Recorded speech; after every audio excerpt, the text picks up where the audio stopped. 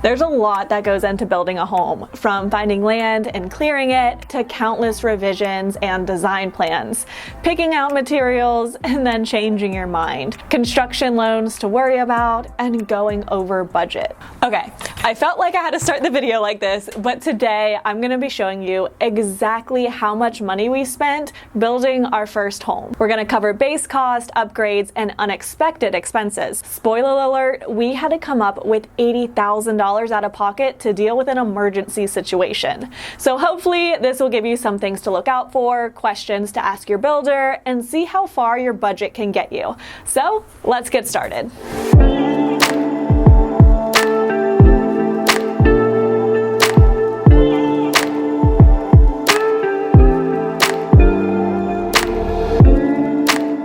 Let's talk about the base cost first. So first off, you have to find your land. We found just under an acre for about $40,000. It has a beautiful view and it's an end lot that backs up to a large field.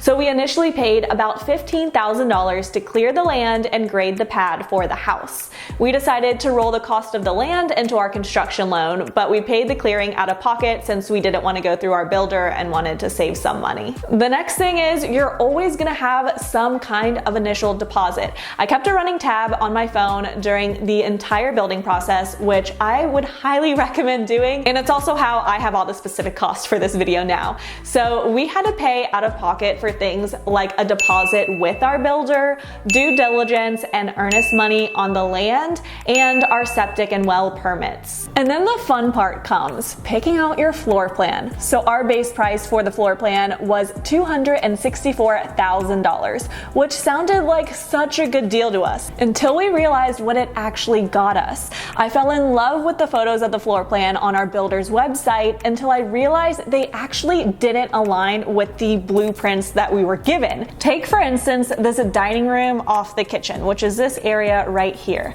The base floor plan didn't actually include this room that was on the pictures. For us, we decided to slightly extend this wall to fit our kitchen table, but not make it an entire room. To do this cost us an extra $3,595. If there's one takeaway from this video, I hope that it's if you fall in love with photos like I did, be sure to compare it to your actual blueprints.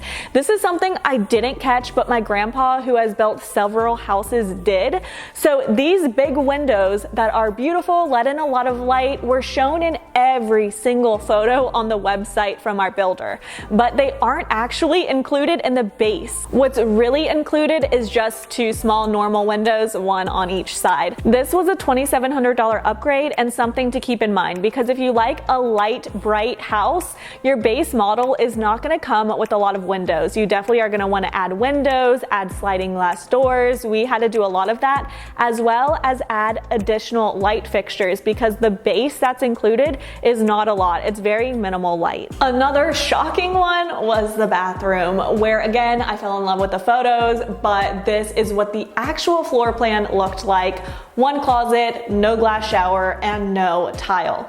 It was linoleum, which is that cheap fake tile material that's about as thin as a piece of paper. We did an upgrade to get close to the photos, which was almost $23,000, and even still, you can see ours doesn't even compare to the photo. In the photo, they have tile everywhere, and ours is just on the floor and in the shower. And there's definitely nicer sinks and nicer countertops in there. But even this was a huge upgrade. I think you can see the theme here. Everything is an upgrade. Laminate floor on the entire first floor instead of carpet, $9,113. Tile in the bathrooms instead of linoleum, $1,388. Quartz countertops instead of Formica, $6,331. A 60-inch gas fireplace, $7,668. Adding sliding doors, $911. Beams on the ceiling, $1,440. Even wood on the stairs instead of carpet. Well, you get the point. The exterior of your house can also really add up. The one we chose was the base model, but the one we actually liked was a $60,000 upgrade. One upgrade you might consider is adding some stone like this. So around our whole front patio and front door, we added some stone, which gives it a really nice touch. It was $3,000, but we had to have a certain square footage on our house of stone to meet our HOA requirements. So this was something we had to do, but does definitely add a nice touch and not a $60,000 touch. In total, we added about $95,000 of upgrades to the base model of the house.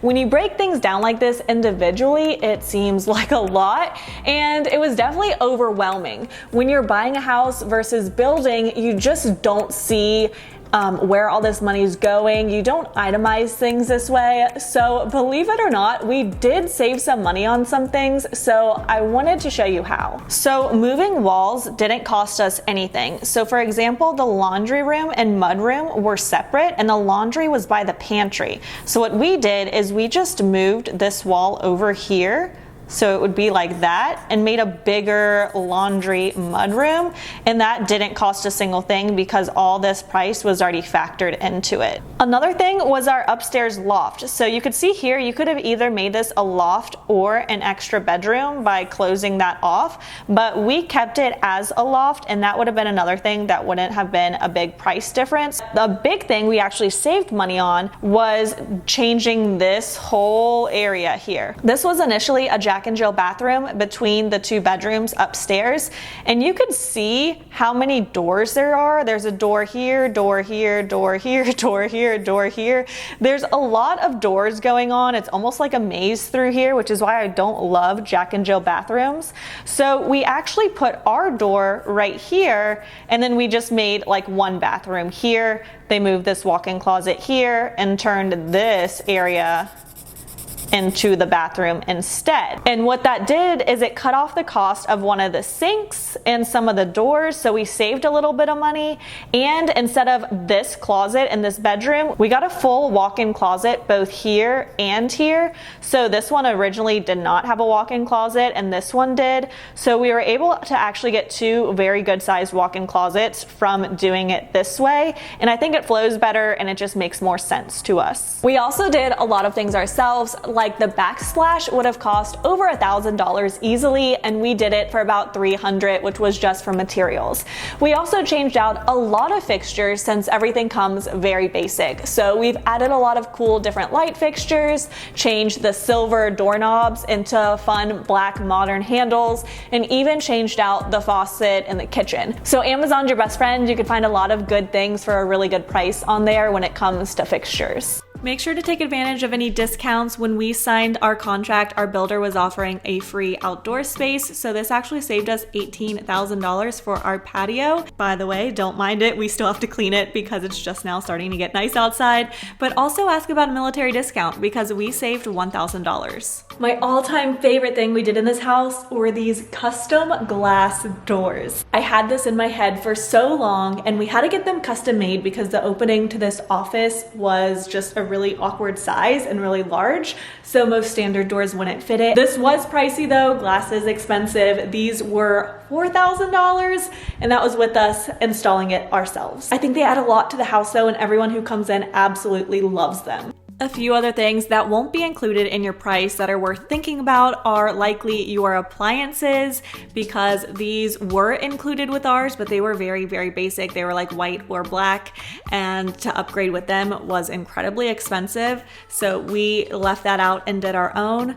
Also, any custom or built-in closets. So we actually DIY'd our pantry because it normally would have came with wire shelving. Same for our closets, they would have been wire shelving. So we did the IKEA pack system, and it cost just over $2,000 and a solid 2 days worth of work. But something else to think about is also blinds.